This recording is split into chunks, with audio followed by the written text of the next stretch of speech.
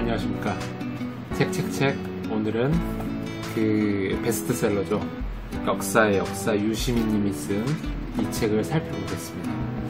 사실 이 책이 그 베스트셀러라는 게 정말 의외였어요. 왜냐면 진짜 쉬운 책이 아니거든요. 그래서 이게 베스트셀러라는 게 느낌이 예전에 왜 그 마이클 샌델의 정의란 무엇인가 라는 책이 한창 베스트셀러인 적이 있었잖아요.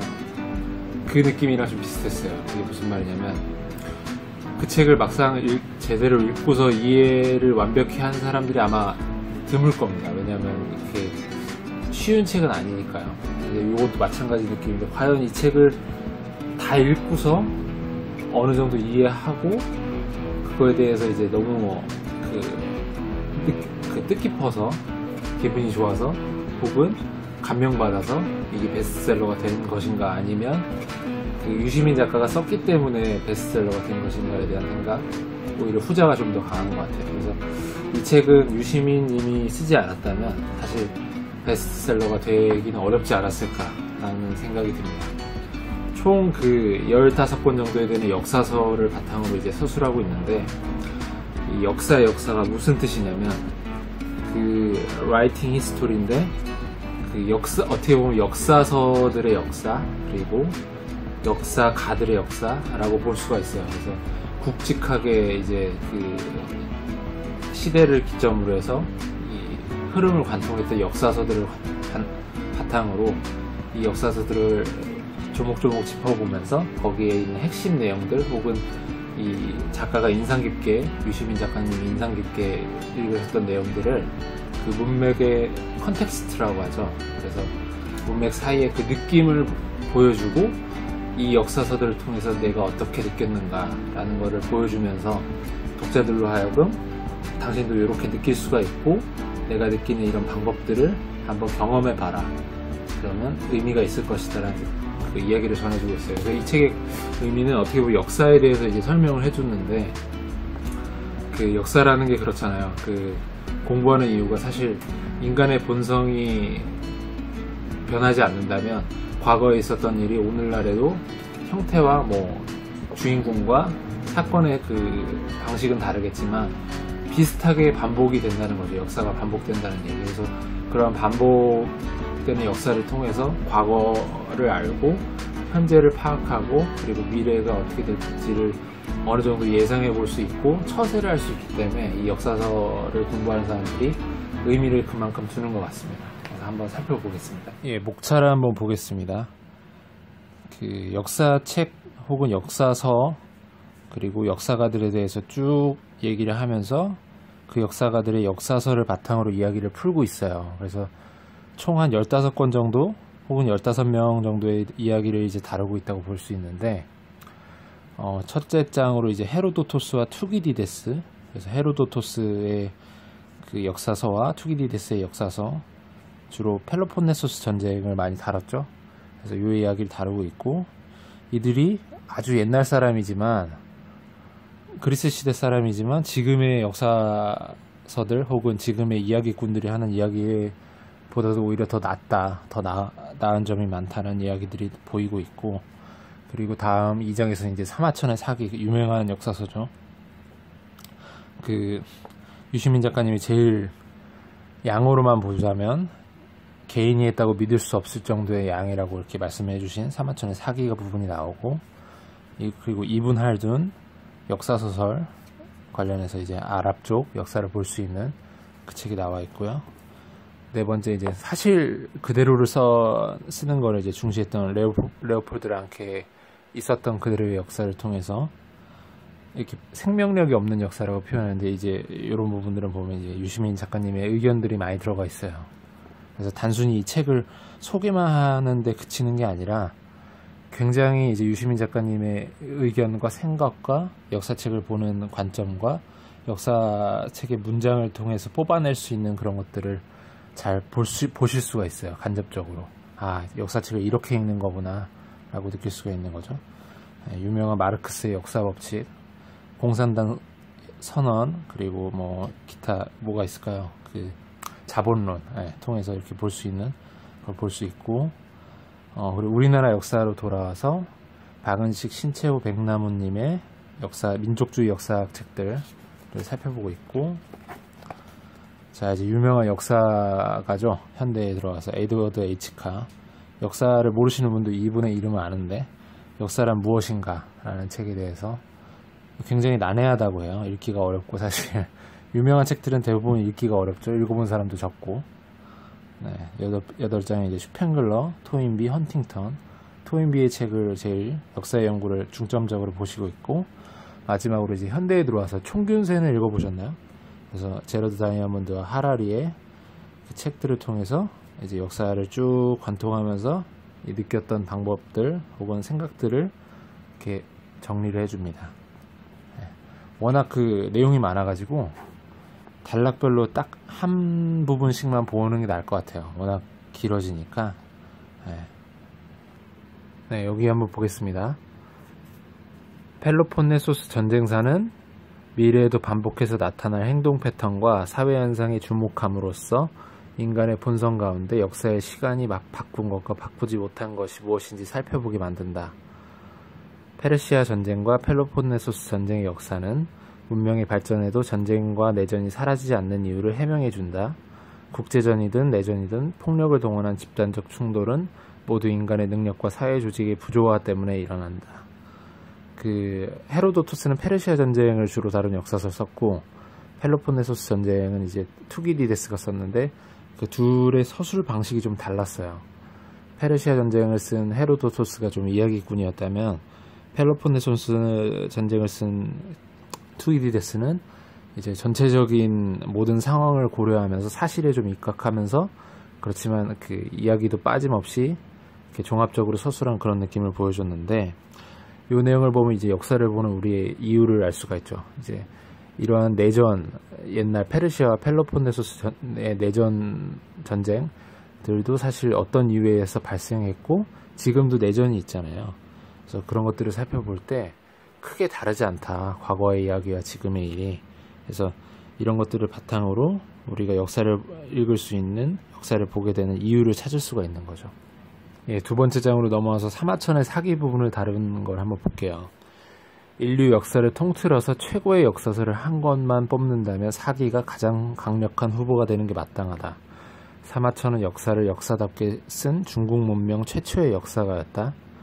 민간의 역사서와 다양한 국가 기록을 참고해 사기를 집필했지만 사기는 그 모든 것을 뛰어넘었다. 참고했던 모든 문헌들을 뛰어넘은 책이란 말이죠. 이전의 역사서가 저마다 별 하나를 그렸다면 사마천은 우주를 그렸다. 사기는 시대와 문명의 과거를 언어로 재구성한 전체사였다. 인류 역사에서 혼자 힘으로 그런 작업을 해낸 역사가는 오로지 그 한 사람뿐이었다. 그래서 이렇게 칭찬을 엄청나게 하는 이유는 사마천이 역사를 쓰던 이 시기는 다른 서양의 역사가들이 역사를 쓰던 시기와는 다르게 되게 열악했어요. 뭔가 문헌을 참고하기도 되게 어려웠고, 주로 전승과 구전을 통해 듣는 그런 이야기들을 통해서 과연 이게 맞는 것인가에 대한 분별이 하기가 어려웠고, 또 주간에, 종이도 아닌 주간에 먹으로 글을 쓰면서 그걸 갖고서 이제 기록한 자료들을 유지 그리고 보관하면서 그 자료들을 발췌해서 순서를 선별하고 역사적인 시점에서 이제 글을 작성하기가 굉장히 힘들었는데, 다루고 있던 그 내용들이 워낙 방대해서 이거는 개인이 혼자 했다기라고는 믿을 수가 없는, 어떤 집단이 조직적으로 국가적인 작업이 이루어져야만 이제 쓸 수 있다 정도의 그 수준이었기 때문에 엄청나다는 이야기죠. 사마천은 사실 거세를 당했는데, 자기가 이 거세를 당한 이 복수를 역사를 통해서 하자. 후세의 이 왕이 나한테 했던 이 치욕을 이 후세의 이 사마천의 사기를 남김으로써 역사로 복수하자 하는 이런 목표를 가졌던 사람이에요. 그래서 읽어보시면 굉장히 재밌습니다. 이 부분이 저도 제일 재밌더라고요. 예, 이분할둔 책으로 넘어와서 한번 3장으로 보겠습니다. 이렇게 한 이유는 무엇이었을까? 자발적이고 진지한 신앙 고백이었을지도 모르지만 종교와 결합한 세속 권력의 비위를 맞추기 위해 어쩔 수 없이 받아들인 신변 보호책이었을 가능성이 더 크다. 이게 무슨 말이냐면, 할둔이 역사소설에서 알라께서 전 세계의 사람들을 위해 하늘과 땅을 창조하시고 밤과 낮을 구별하셨다.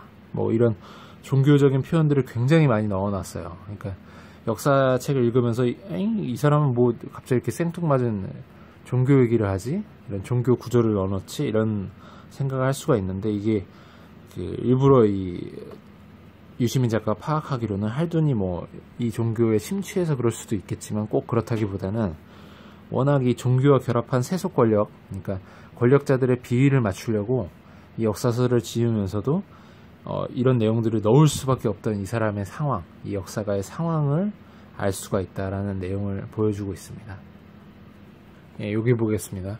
문서고 깨기의 달인, 네 번째로 넘어와서 레오폴드 랑케, 있었던 그대로의 역사 부분인데요.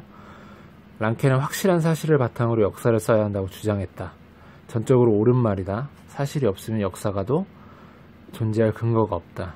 하지만 이것은 새로운 견해나 창의적인 제안은 아니었다. 투기디데스와 할둔도 상충하는 문헌 정보와 전원을 비교 검토하고 경험적으로 검증해 사실일 가능성이 높은 정보를 가려냈다.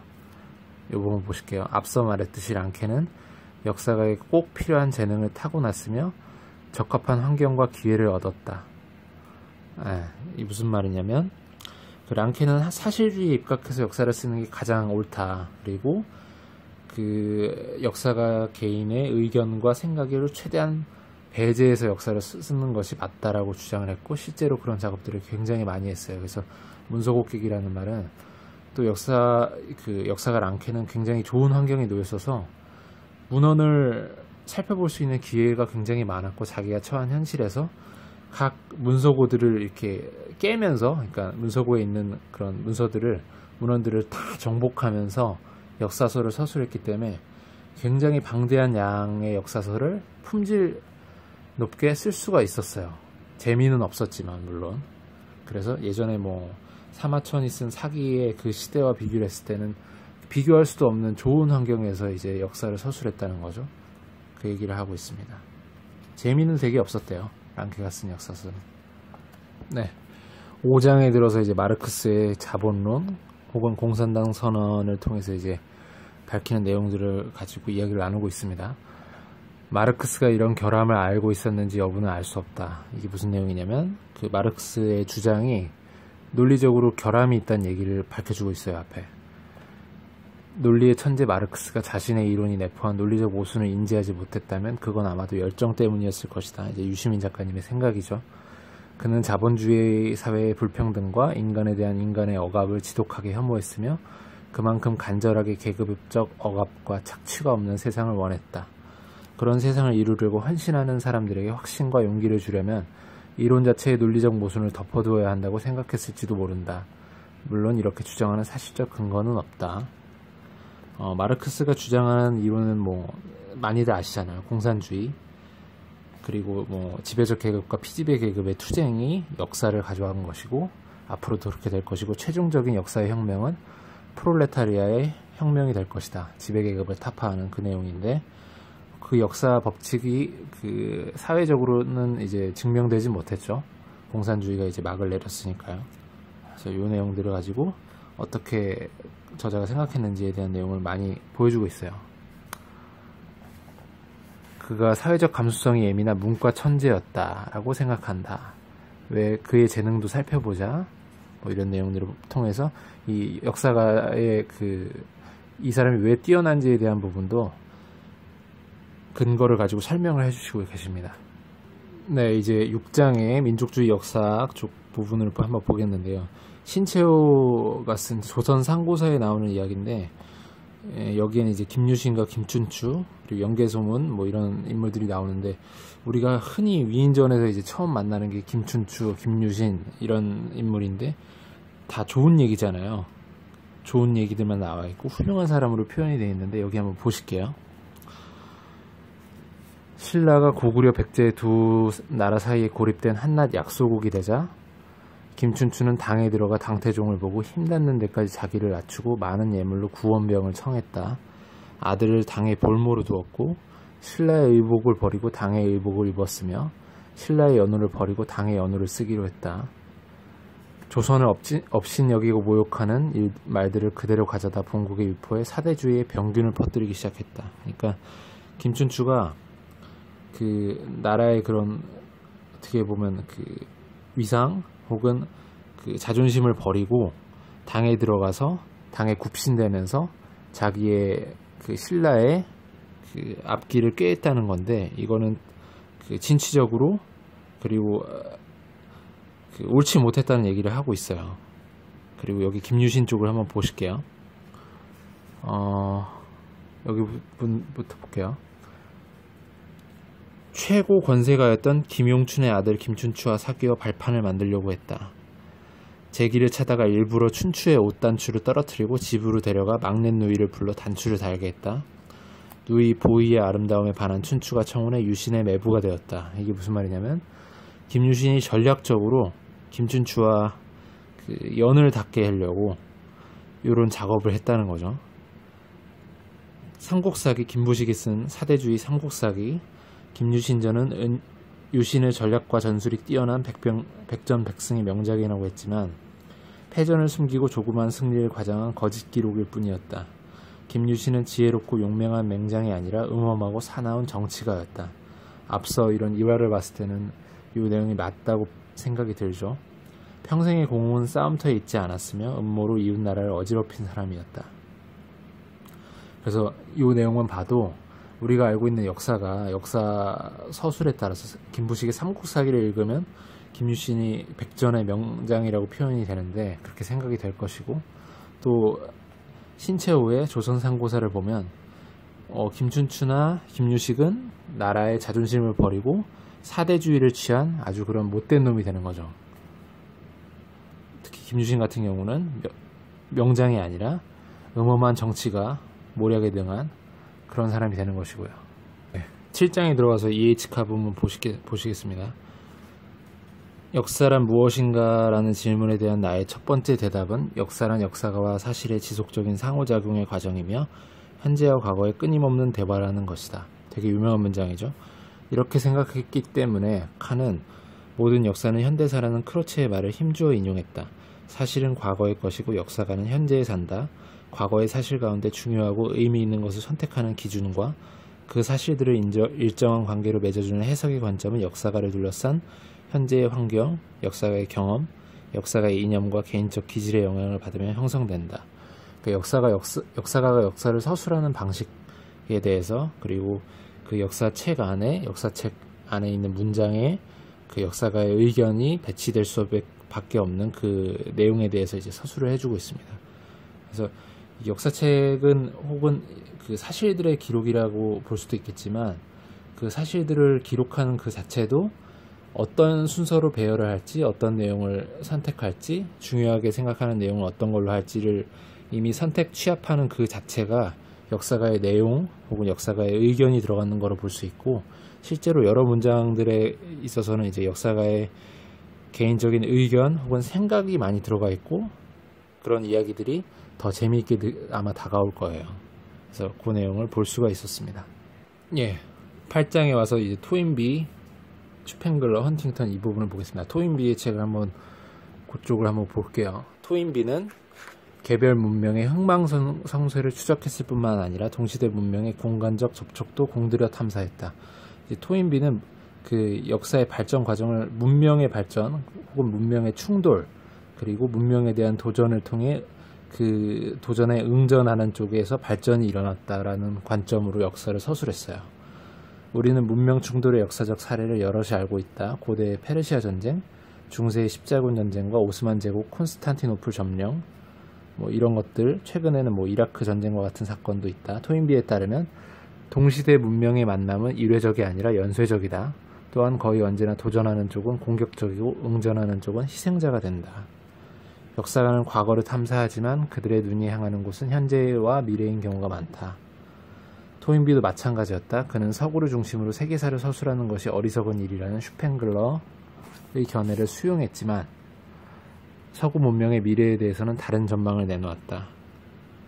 그래서 이제 그 문명이 충돌하면서 슈팽글러는 이제 서구 미래는 그 가능성이 없다라는 쪽으로 서술을 했지만 토인비는 그렇지 않고 발전 가능성은 열려있다라는 쪽으로 서술을 했다고 볼 수가 있었어요. 네, 마지막 장으로 이제 9장 다이아몬드와 하라리 책인데 이제 제러드 다이아몬드의 총균쇠 쪽을 한번 보겠습니다. 여전히 베스트셀러의 자리를 지키고 있는 총균쇠의 내용을 굳이 소개할 필요는 없을 것이다. 그런데도 이 책을 들여다보는 이유는 이전의 역사서와는 다르기 때문에 첫째, 총균쇠는 제목이 암시하듯이 인류의 역사를 보여주고 다이아몬드는 처음부터 끝까지 인류 전체를 역사의 서술 단위로 삼았다. 그 어느 한 부분만 다룬 것이 아니고 인류의 역사를 어느 시점을 이제 시작으로 해서 거의 현재에 이르기까지 전부를 서술했다는 내용입니다. 유럽주의 중심의 역사관을 배제했을 뿐만 아니라 기존의 역사책들은 유럽 중심주의 역사관을 많이 취했다는 걸 알 수 있죠. 어느 대륙 문명에 대해서도 특별한 호호의 감정을 표출하지 않았다. 이 말은 이제 앞서 살펴본 그 토인비의 책이나 문명을 중심으로 다룬 그런 책들이 어떤 문명에 대해서는 이제 호불호를 표현을 할 수밖에 없었잖아요. 근데 과학적인 접근을 많이 가져오면서 어느 문명도 이제 뭐 더 좋다 혹은 덜 좋다라는 내용을 철저하게 배제해서 중립적인 관점에서 썼다는 것이죠.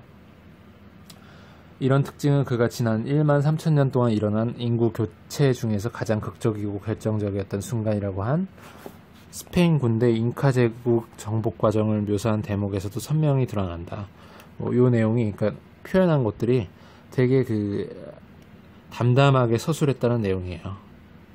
그래서 이 총균쇠 책을 읽어보시면 실제로 다양한 그 과학적, 역사적 지식을 알 수도 있지만 또 이런 저자의 그 중립적인 관점을 통해서 어느 한 시각에 치우침 없이 균형 잡힌 시각으로 역사를 대하는 그걸 배울 수가 있습니다. 그래서 굉장히 저도 재밌게 봤는데 되게 두껍긴 해요, 책이. 그래서 아마 쉽게 보실 수는 없고 마음을 단단히 먹고 보셔야 될 겁니다. 네, 에필로그 부분인데요. 유시민 작가님이 이 책을 쓴 목적 혹은 자기의 의도를 좀 설명해 주시고 계세요.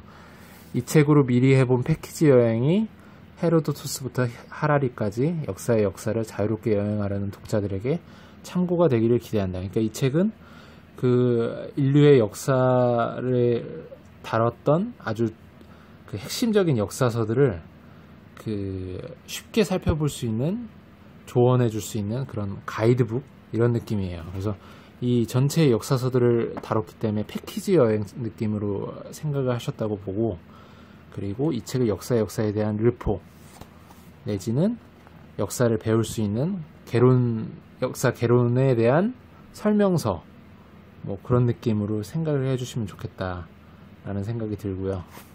마지막으로 역사에 남는 사람이 되려고 하기보다는 자기 스스로 의미를 느낄 수 있는 인생을 자신만의 색깔을 내면서 살아가라고 격려했다.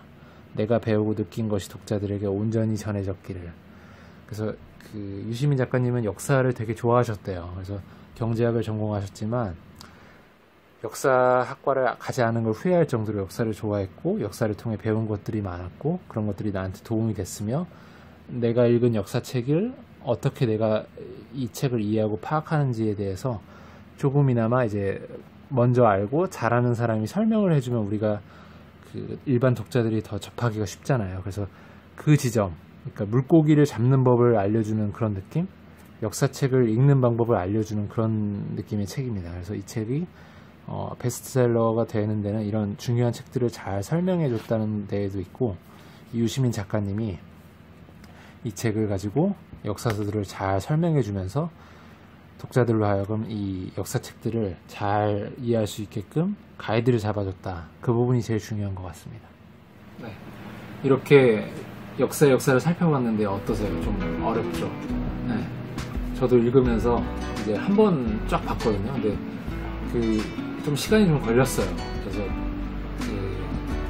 회사 나갈 때, 출퇴근할 때 좀 보긴 했는데, 그때는 사실 집중은 좀 안 됐고, 주말에 좀 몰입해서 많이 봤는데, 읽으면서 굉장히 교양이 올라가는 걸 느꼈는데, 되게 어려워요. 그래서 제가 사실 이 역사서에서, 유시민의 역사에서 언급한 역사서들 중에 본 게, 마르크스의 책 조금이랑, 그리고 토인비의 역사의 연구에 대한 개론서 정도를 대학교 다닐 때 한번 읽어본 것 같아요. 그래서 그거 말고는 거의 읽어본 책이 하나도 없었고, 일반인의 관점에서 봤을 때 제가 복수 전공으로 사회학을 전공했지만 인문을 전공했던 사람임에도 불구하고 좀 어려웠다. 그래서 일반인이 보시기에는, 일반 독자가 보시기에는 좀 어려운 느낌이 있어서 정신을 바짝 차리고 집중해서 읽어야지 되는 그런 승부욕을 가졌다는 그런 책, 절대 쉽게 읽으시는 책은 아닙니다. 그래서 그 어려운 책들을 설명한 책들은 많지만 그 어려운 역사서들을 설명한 책들 중에도 가장 와닿게 독자들의 눈높이에서 서술을 한 책이 바로 이 책이다. 그래서 베스트셀러가 되지 않았나. 그래서 한 번쯤 읽어보시면 추천드립니다. 이게 최근에는 어렵다 보니까 출판사에 어떻게 보면 그 출판을 늘리기 위한 꼼수일 수도 있겠지만 3권으로 분절을 했대요. 그래서 3권으로 분절한 책도 나와 있으니 포켓북처럼 간단하게 갖고 다니시면서 읽어도 좋을 것 같습니다. 이상입니다.